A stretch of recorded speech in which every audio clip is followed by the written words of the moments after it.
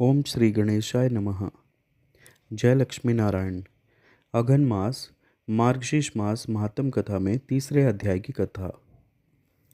ब्रह्मा जी विष्णु भगवान जी से बोले, हे केशव, पुण्य का क्या प्रकार होता है जो मुझसे आप कहिए, क्योंकि पुण्य के विषय में सुनने की विशेष इच्छा है। श्री भगवान विष्णु बोले कि हे ब्रह्मा जी, आप सुनिए। पुण्य तीन प्रकार का होता है। तुलसी की मृतिका से अथवा गोपी चंदन से पुण्य को धारण करें विद्वान लोग। हरिचंदन से पुण्य को धारण करें अथवा कृष्ण तुल की मृतिका को लेकर भक्ति से उद्धव पुण्य को धारण करें तो हरि भगवान प्रसन्न होते हैं। मुझसे गोपीचंदन का महात्म सुनो। जो द्वारका की मिट्टी को हाथ में लेकर ललाट पर उधर पुण्य को धारण करता है तो उसके पुण्य कर्म को कोटि गुणा फल प्राप्त होता है। और जो गोपीचंदन को मस्तक पर क्रियाहीन, मंत्रहीन, श्रद्धाहीन, कालहीन धारण करता है तो उसको सदा पूर्ण फल प्राप्त होता है। जो द्विज अर्थात ब्राह्मण, क्षत्रिय, वैश्य गोपीचंदन को मनोहर पुण्य को ललाट में नित्य हर समय दिन और रात में धारण करता है तो उसको सूर्य ग्रहण के समय, कुरुक्षेत्र में माघ मास के समय, प्रयाग में अन्नदान पुण्य कर्म को करने से जो फल होता है वही फल मिलता है और उससे भी अधिक मेरे ग्रह में जाकर देवता के समान हो जाता है, जिसके ग्रह में गोपी चंदन रहता है। और जो मनुष्य भक्ति से गोपी चंदन के पुण्य को ललाट में धारण करता है तो हे चतुर्मुख, उसके ग्रह में कंस का वध करने वाला मैं सर्वदा लक्ष्मी के साथ वास करता हूँ। जो द्वारका की पवित्र कली के पापों का नाश करने वाली मिट्टी पर मेरे मंत्रों का जप करके ललाट में धारण करता है तो वह मनुष्य पाप युक्त होने के बावजूद भी यमराज को नहीं देखता है। हे सूत, जिसके मरण के समय गोपी चंदन का पुंड दोनों भुजाओं में, ललाट में, हृदय में, मस्तक में लगा रहता है तो गौ हत्यारा, बाल घाती, ब्रह्म हत्यारा क्यों ना हो, वह मनुष्य मेरे कमलपति विष्णु लोक को जाता है। हे सूत, जिसके ललाट में गोपी चंदन का पुंड लगा रहता है तो मेरे प्रभाव से उस प्राणी को ग्रह, राक्षस, गण, यक्ष, पिशाच, उर्ग और भूत नायक पीड़ा नहीं देते हैं, जिससे ललाट में उद्धव पुंड सरल सुंदर दिखने में आता है। यदि वह चांडाल है तो भी वह शुद्ध आत्मा पूज्य है, इसमें कोई संशय नहीं है। जो बिना स्नान के अपवित्र पात की क्रियाओं को करता है तो गोपीचंदन के स्पर्श से उसी क्षण में पवित्र हो जाता है। जो अपवित्र है, अनाचार आचार्य से भ्रष्ट है और नित्य पाप कर्म को करता है तो भी यदि नित्य उधर पुंड को धारण करने वाला मनुष्य पवित्र हो जाता है। हे चतुरानन, मेरे प्रिय के लिए अथवा कल्याण के लिए अथवा रक्षा के लिए मेरे पूजन और हवन के समय सायंकाल और प्रातःकाल सावधान होकर मेरे भक्त इस संसार से मुक्त कर देने वाले उधर पुंड को नित्य धारण करें।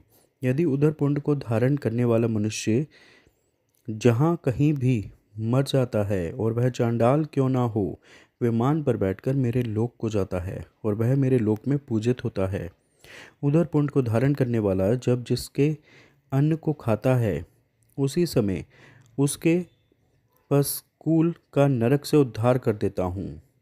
जो दर्पण शीशे में जल में देखकर उदरपुंड को अच्छी तरह धारण करता है तो हे महाभाग्य, उंगली से तिलक धारण करने पर लंबी आयु वाली, अंगूठे से तिलक धारण करने पर पुष्टि वाली तथा तर्जनी उंगली से तिलक धारण करने से मोक्ष देने वाली कही गई है। जो गोपीचंदन का टुकड़ा वैष्णव को देता है उसके 108 कुल को तार देने वाला कहा गया है। जो बिना उधर पुण्य तिलक के यज्ञ, दान, तप, हवन, वेद अध्ययन, पितृतर्पण करता है तो उसका सब व्यर्थ हो जाता है। जिन मनुष्यों का शरीर बिना उधर पुण्य तिलक होता है उन मनुष्य का मुख शमशान के समान होता है। वह उन पर मैं अप्रसन्न रह श्री विष्णु प्रसाद के लिए जो भी विष्णु भगवान को अत्यंत प्रिय है ऐसे उद्धव पुण्य को तथा मत्स्य कुर्म आदि को धारण करें। जो मनुष्य कलिकाल में मेरी द्वारका पुरी की मिट्टी से मत्स्य कुर्म आदि चिन्हों को धारण करता है तो उसके शरीर में मुझे प्रविष्ट समझना है। त्रिदशोम उस पुरुष में और मेरे में अपना श्रेय चाहने वाले कुछ भी अंतर नहीं करें।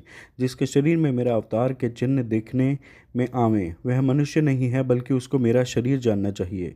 उस शरीरधारी का पाप पुण्य स्वरूप हो जाता है। कलयुग के समय जिसके शरीर में लिखित मेरे आयुध देखने में आते हैं, जिसका शरीर मत्स्य मुद्रा और कुर्म मुद्रा से चिन्हित है, उसके शरीर में मेरा तेज रहता है। जो मनुष्य अपने शरीर में पद्म, गदा, चक्र, मत्स्य और कुर्म की रचना करता है, तो उसके पुण्य की वृद्धि और 100 जन्म के अर्जित पापों को मैं नाश करता हूँ। जिसका शरीर नारायण के आयुध से नित्य चिन्हित रहता है, तो पाप कोटि से युक्त भी उस मनुष्य को यमराज कुछ भी नहीं कर सकते, अर्थात कुछ भी उसका नुकसान नहीं कर सकते। शंख द्वारा तीर्थ कोटि में कोटि जन्म वास कर वाले को जो फल मिलता है, वह फल अपने दक्षिण हाथ में शंख धारण करने वाले को प्रतिदिन मिलता है। पुष्कर तीर्थ में पुंडरीकाक्ष श्री विष्णु के दर्शन से जो फल कहा गया है, उससे कोटि गुना अधिक फल शंख के ऊपर कमल का चिन्ह धारण करने वाले को होता है। कलयुग में जिसकी वाम भुजा में गदा का चिन्ह लिखा रहता है, उसको गदाधर भगवान गया श्राद्ध के पुण्य को प्रतिदिन देते हैं। आनंदपुरी काशी में चक्र स्वामी के पास लिंग दर्शन से जो पुण्य होता है, वह फल अपने शरीर में गदा और चक्र को लिखने से होता है। जिसका शरीर गोपीचंदन से रचित मेरे आयुध से चिन्हित है, वह प्रयाग आदि तीर्थों में जाकर क्या करेगा, अर्थात उन तीर्थों में जाने का जो फल है वह भी उसको मिल जाता है। मैं जब शंख चक्र आदि से चिन्हित शरीर को देखता हूँ, तो तब तक मैं प्रसन्न होकर उसके पापों को अवश्य नष्ट करता हूँ। प्रतिदिन जिसके शरीर में अहोरात्र शंख चक्र गदा पद्म का चिन्ह लिखा रहता है, वह मेरी आत्मा है, अर्थात वह मेरा स्वरूप है। जो कलयुग में नारायण के आयुध के चिन्ह को धारण करके पुण्य कर्म को करता है, तो उसको पुण्य कर्म का मरुतुल्य फल मिलता है, इसमें कुछ भी संशय नहीं है। हे सूत, जो शंख आयुध से चिन्हित होकर भक्ति से विधिहीन भी श्राद्ध को करता है, तो उसको श्राद्ध का अक्षय पूर्ण फल मिलता है। जिस तरह अग्नि देवता वायु से प्रेरित होकर काष्ठ को अत्यंत जला देते हैं, वैसे ही मेरे ही आयुध को देखकर पाप समूह नष्ट हो जाते हैं। ओम नारायणाय नमः इस अष्टम मंत्र से युक्त मुद्रा को और स्वर्ण या चांदी के बने मेरे शंख आदि आयुध को विशेष रूप से कलिकाल में धारण करता है, तो वह प्रसाद के समान मेरा प्रिय है, अन्यथा मेरा प्रिय नहीं है। नारायण की मुद्रा और शंख चक्र आदि के चिन्ह हैं, तथा धात्री यानी कि आंवला फलों की माला और तुलसी काष्ठ की माला को तथा